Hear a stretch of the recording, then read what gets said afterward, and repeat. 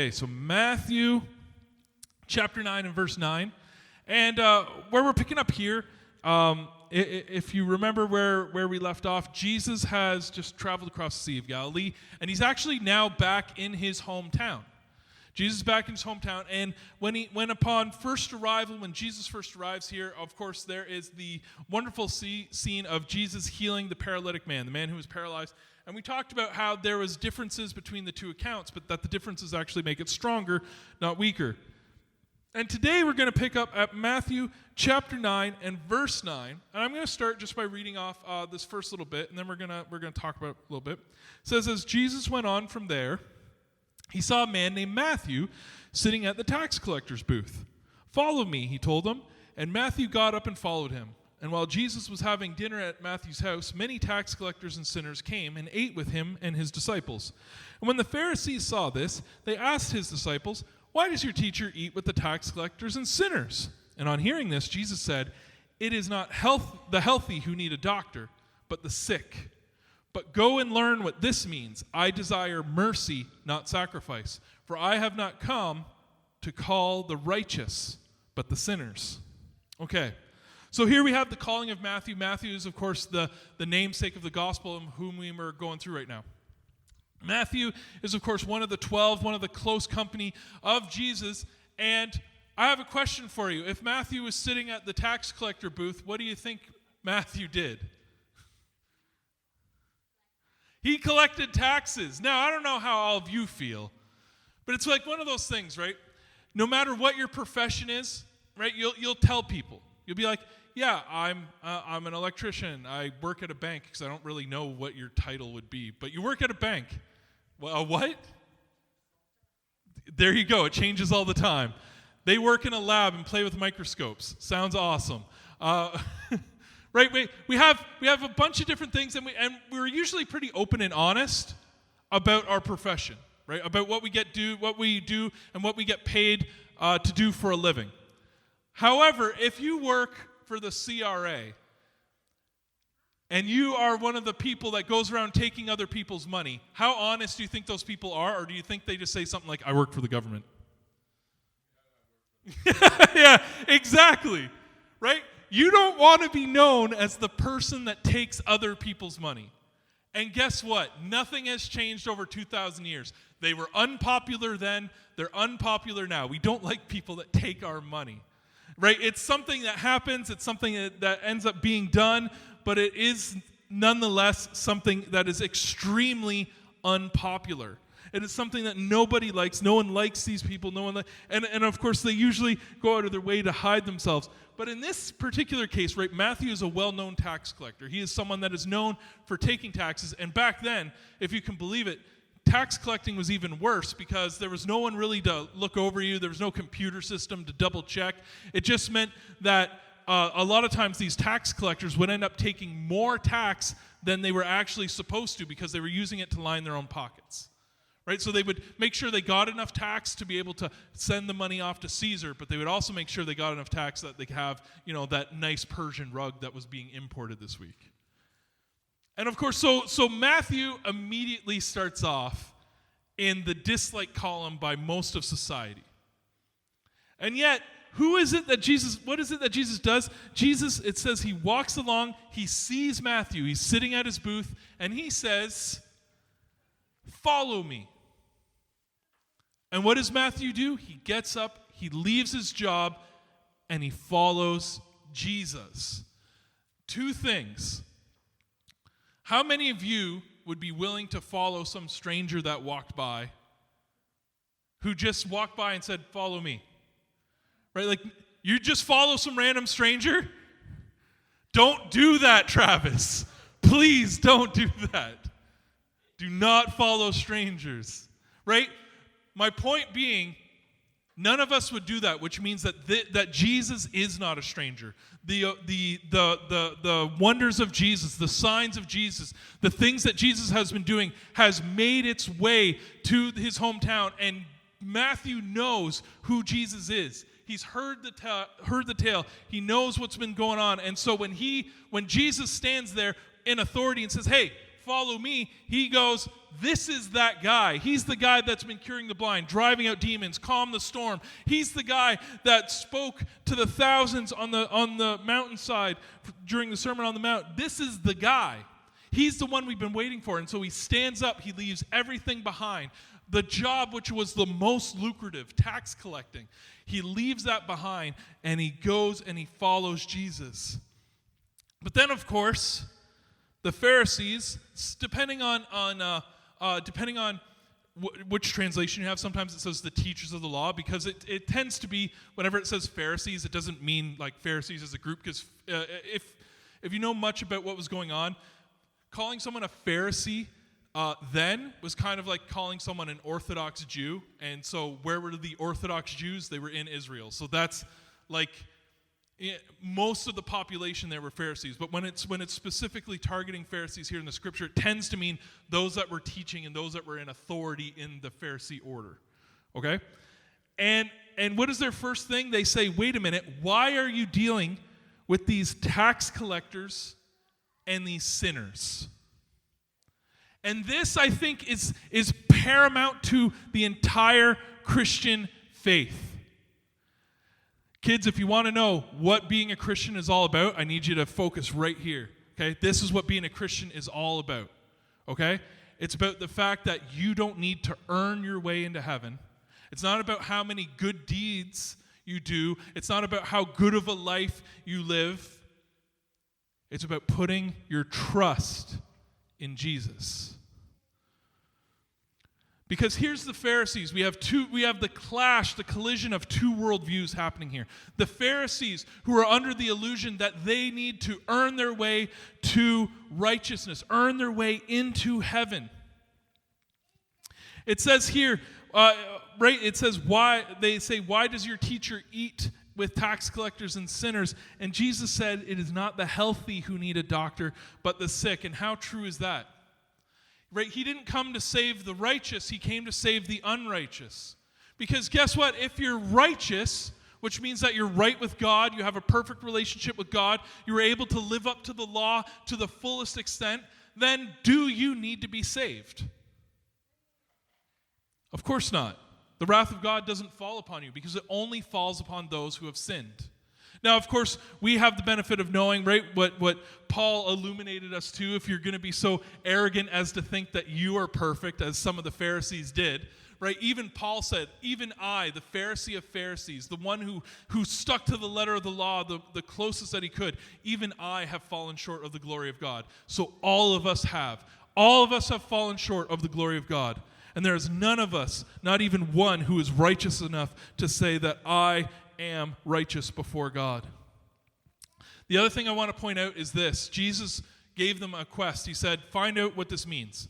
I desire mercy, not sacrifice. Is anyone reading along in their Bible?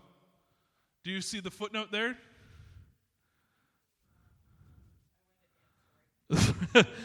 Verse 13. I desire mercy, not sacrifice. What is he talking about there? That's right. This is something Jesus does all the time, and this is why Jesus' credibility is so good. Jesus doesn't go around boasting and making big claims about who he is, what he's capable of doing, and what he's going to do. Jesus does this thing where he shows us. Just on Friday, Claire, every Friday we have like a Bible reading day, and Claire has to go through and she has to, we read the Bible together. And so this week, because we were coming up to Easter, she was reading the crucifixion story. And one of the most, this becomes like a real tipping stone for a lot of people. This becomes a real stumbling block for a lot of people. When Jesus nailed to the cross, what does Jesus shout out? Say it loud so everyone can hear. My God, why have you forsaken me? There are so many people that get tore up by this. And they go, wait a minute, why did God forsake Jesus? What does this mean? How could this be? But here's the thing. Jesus is doing there what he did right here. Jesus right here is quoting Hosea chapter 6. And when he's nailed to the cross and he says, my God, why have you forsaken me? He is quoting Psalm 22. Now, one of the things, if you go through Hosea chapter 6 and you're reading Hosea, you're going to see what the story, is anyone here familiar with the story of Hosea? Like, you know kind of the overarching theme of what's going on? You do? Right, so the overarching theme of Hosea is Hosea, a prophet, has to marry a prostitute. And then she keeps running off on him. And he keeps crawling back after. And he'll pay for her, and he does whatever it takes because he loves her so much. And the reason that all of this happens, it was a demonstration for him to say, and this is my relationship with you, O Israel. I gave you the world. I loved you, and I gave you everything you could ever desire. And yet, still, you went after other gods. You went after other things. You constantly sought after pleasure in the world. And even when I came back and redeemed you, you still kept running off. Jesus, in this moment, when he says, I desire mercy, not sacrifices, pointing to the very lessons of Hosea, saying, I never wanted for you to have to shed blood in order for you to hide your sin. I never wanted for shed blood to allow the relationship between us to be repaired. I wanted mercy. But you guys kept choosing elsewise. And here, of course, is the ultimate issue, is that as people, so often when we're given two decisions, let me ask you, children, how many of you would say you follow your parents every single time? Have you ever disobeyed your mom and dad? Yeah, that's what I thought. Right? It's hard, isn't it? It's hard, isn't it, Netanya? Does your mom and dad love you? Yeah, they care for you? Absolutely. But sometimes we allow that evil to come into our heart. And we allow it to say, you know what? I want to do something that mom and dad doesn't want me to do. But the problem is, it always ends up getting us into trouble because it's usually mom and dad don't want us to do something because of a good reason. This is exactly what Jesus is trying to outline here. And he's saying, look, it's not those that are righteous, it's the sinners, the people that have fallen away from me that I'm trying to build a relationship with. These are the ones that I'm constantly seeking after. And then sure enough, shortly after this particular situation, we have in Matthew chapter 9 and verse 14, it says, then John's disciples came and they asked him, how is it that we, the Pharisees, fast often, but your disciples do not fast? Right? And I kind of referenced this earlier on. Right? So the disciples of Jesus are not fasting. Despite there being periods of fasting that are required by the law and also required in the Talmud that came later on with the extra laws. Because the Pharisees said, we don't want to just do the law. We want to make sure that we're going above and beyond. And so they, even though there was only like certain fast days that were put out by God, they said, no, we're going to actually increase the number of fasting that will be even holier. And so John's disciples and the Pharisees, right, they see that, or John's disciples see this, and they say, wait a minute, we're fasting all the time, but you guys aren't. Why is that? And Jesus answered, how can the guests of the bridegroom mourn while he is with them?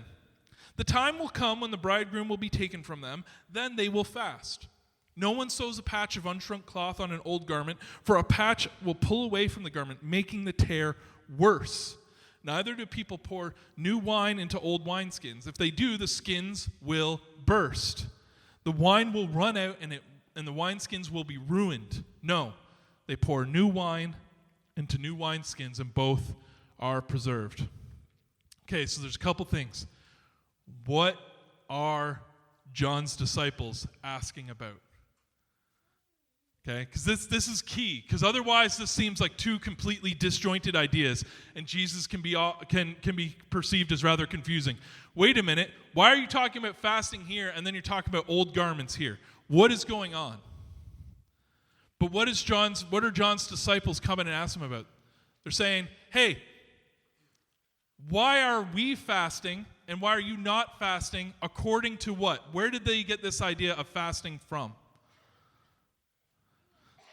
They got it from the Old Testament, right? They got it from the teaching of the law that they got that was passed down to them from the books of Exodus, Leviticus, Deuteronomy, as these were passed down from generation to generation, and they taught them and retaught them and retaught them. They were taught by this old covenant that they were to fast, and there were certain conditions and certain things that they were supposed to do. Now, depending on how you read their question, can really cause a little bit of confusion. See, John's disciples, I don't think were doing this because they were trying to throw shade at Jesus. I think they were really confused. Wait a minute, they're John's disciples. This is John the Baptist. So they saw John the Baptist say, I am unworthy to baptize you. I can't even untie your sandal. And Jesus said, nonetheless, I need you to baptize me. He baptized, the clouds parted. God said, this is my son. He sent the dove as the Holy Spirit. And then all of a sudden, Jesus' ministry kicks off. They all witness this. They know of this. And they were ones who already knew that John was claiming to be the voice in the wilderness. And so they believed that Jesus was the one that they had been waiting for. But they had a question. Wait a minute. The scriptures that our fathers and our forefathers, our fathers Abraham, Isaac, and Jacob, the way that they committed their life to you and the covenant that was made between you and Abraham, didn't that say that we were supposed to fast? And this is what I love about this. And so this is why I wanted to make sure that we understood what was really being talked about here is the old covenant. Because what Jesus is saying and what he's foreshadowing or alluding to what is coming is this, right? You don't put a new patch of unshrunk cloth onto an old garment. Has anyone ever done that, by the way? Yeah, I've done it. Doesn't turn out well, does it, Brittany? No.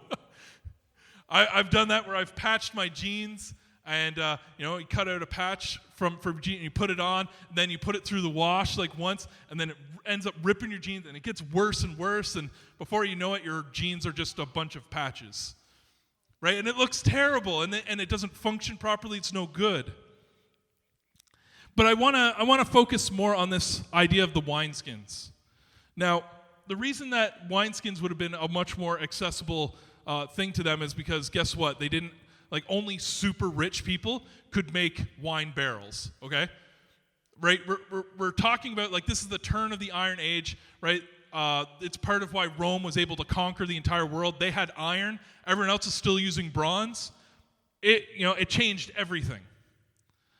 And one of the things about iron is that at this time it's still very heavy, very expensive, and takes a lot of labor to use. So if you're going to bound together a barrel with iron, it's going to be quite expensive. And so most people, if they have access to wine through animal skins.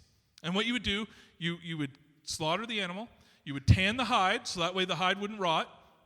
You would sew up the hide. It was usually like a rabbit. You would sew up the hide so it would make a bag. And then you would pour fruit of the vine, right? You would pour the grape juice into the new wineskin. Now, has anyone here ever on purpose or accidentally fermented something? Yeah, I know we got some people that make sourdough in here, so I know that's definitely and what happens when you ferment? Fly. But one of the reasons why, okay, so I know, Brittany, you do sourdough. Yeah, okay, Jenny, you just did the thing. There's expansion, right? Lots of gases are being made, and there's this big expansion. And so here's the problem. When you're making wine in a wine skin, there's expansion. And so for a new wine skin, this is okay because the skin is still fresh and it has some elasticity, and so it can take the expansion and then the eventual contraction. But here's the problem. When a wineskin gets old, or any hide gets old, I can attest to this because I had my favorite leather jacket. I think, Rebecca, were we dating when this happened? This was a while ago.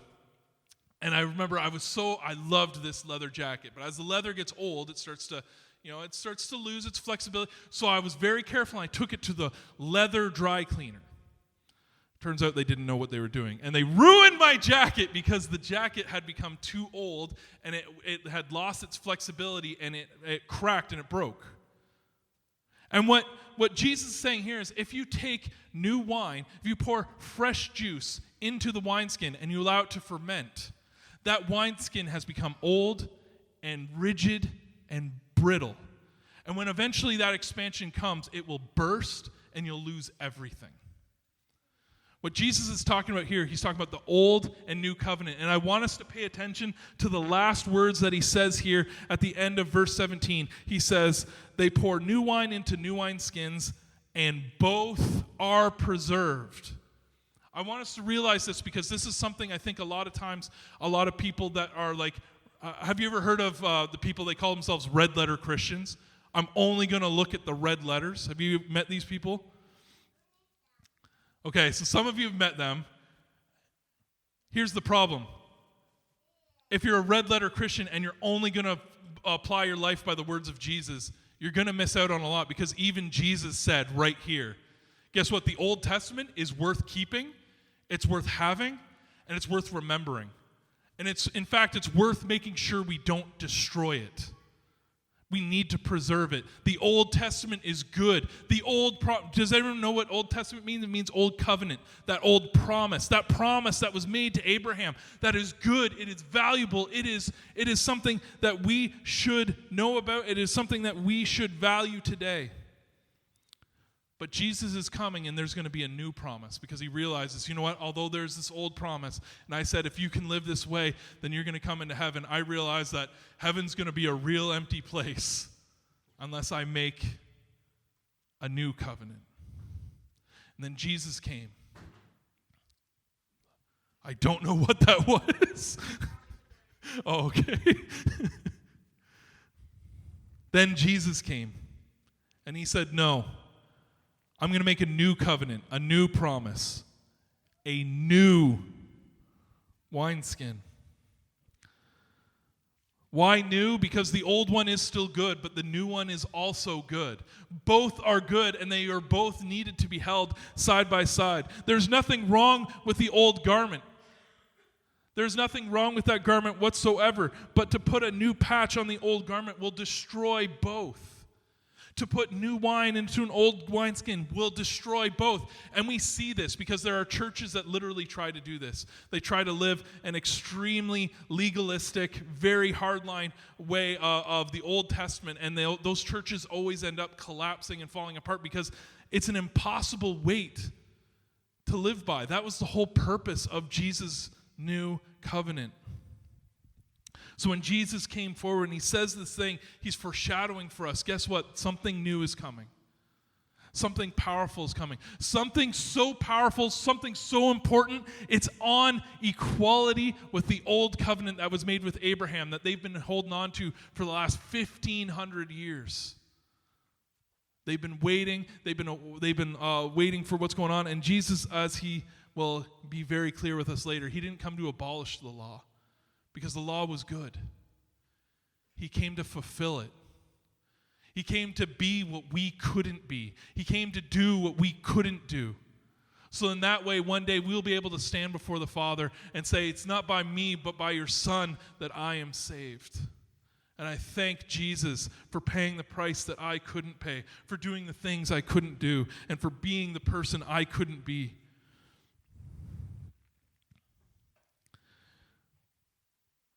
One day, however, as Jesus answered him, right? It says, how can the guests of the bridegroom mourn while he is with them? The time will come when the bridegroom will be taken away from them and they will fast. There is a time for fasting now. There is a time to look at a lot of the Old Testament passages. But there's also a time for us to look at the sacrifice of Jesus, see what that stood for, see what that meant, and see what it is, and allow it to transform our lives. But we have to make a decision. And we have to hold both at the same time. Right? We have to hold true to the old promise, the old covenant, and also recognize that Jesus has made clean everything once again. Again, not by anything that we've done, not by any of our deeds or any of our things, but by the blood of Jesus. And so as we get ready to go to a time of prayer, I want us to just contemplate on that and realize what it was that Jesus did. And let us make sure that we don't fall into the trap of becoming those red letter Christians. That instead we realize that the whole law, the whole revelation, the whole Bible was a gift and the revelation of who God is. That we can still look at the Old Testament today, but we look at the New Testament to see where our future is. And so as we get ready to go to that time of prayer, as we contemplate on those things, and I would love to give you guys the opportunity now to share your prayer requests. Please, by all means. And then, let us just contemplate on that and make sure that we've committed ourselves to the new covenant.